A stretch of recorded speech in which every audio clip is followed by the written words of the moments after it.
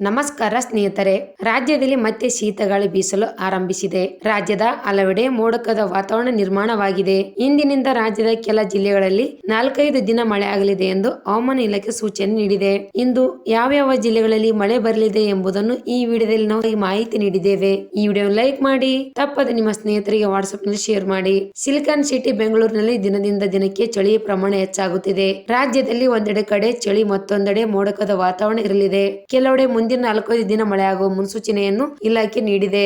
ದಕ್ಷಿಣ ಕನ್ನಡ, ಉಡುಪಿ, ಉತ್ತರ ಕನ್ನಡ, ಬೆಳಗಾವಿ, ಬೀದರ್, ಧಾರವಾಡ, ಗದಗ, ಹಾವೇರಿ, ಕೊಪ್ಪಳ, ರಾಯಚೂರಿನಲ್ಲಿ ಮಳೆಯಾಗಲಿದೆ. ಅಲ್ಲದೆ ಬಳ್ಳಾರಿ, ಬೆಂಗಳೂರು ನಗರ, ಬೆಂಗಳೂರು ಗ್ರಾಮಾಂತರ, ಚಾಮರಾಜನಗರ, ಚಿಕ್ಕಬಳ್ಳಾಪುರ, ಚಿಕ್ಕಮಗಳೂರು, ಚಿತ್ರದುರ್ಗ, ದಾವಣಗೆರೆ, ಹಾಸನ, ಕೊಡಗು, ಗದಗ, ಕೋಲಾರ, ಮಂಡ್ಯ, ಮೈಸೂರು, ರಾಮನಗರ, ಶಿವಮೊಗ್ಗ, ತುಮಕೂರು, ವಿಜಯನಗರದಲ್ಲಿ ಮಳೆಯಾಗಲಿದೆ. ಬೆಂಗಳೂರಿನಲ್ಲಿ ಬೆಳಗ್ಗೆಯಿಂದ ಮೋಡಕದ ವಾತಾವರಣ ನಿರ್ಮಾಣವಾಗಲಿದೆ. ರಾಜ್ಯದಲ್ಲಿ ಚಳಿಯ ವಾತಾವರಣ ಹೆಚ್ಚಾಗಲಿದ್ದು 28 ಡಿಗ್ರಿ ಸೆಲ್ಸಿಯಸ್ ಗರಿಷ್ಠ ಉಷ್ಣಾಂಶ, 16 ಡಿಗ್ರಿ ಸೆಲ್ಸಿಯಸ್ ಕನಿಷ್ಠ ಉಷ್ಣಾಂಶ ದಾಖಲಾಗಲಿದೆ. ಲಕ್ಷದ್ವೀಪದಲ್ಲಿ ಹಗುರದಿಂದ ಸಾಧಾರಣವಾಗಿ ಮಳೆಯ ಜೊತೆಗೆ ಕೆಲವು ಸ್ಥಳಗಳಲ್ಲಿ ಭಾರಿ ಮಳೆಯಾಗುವ ಸಾಧ್ಯತೆ ಇದೆ.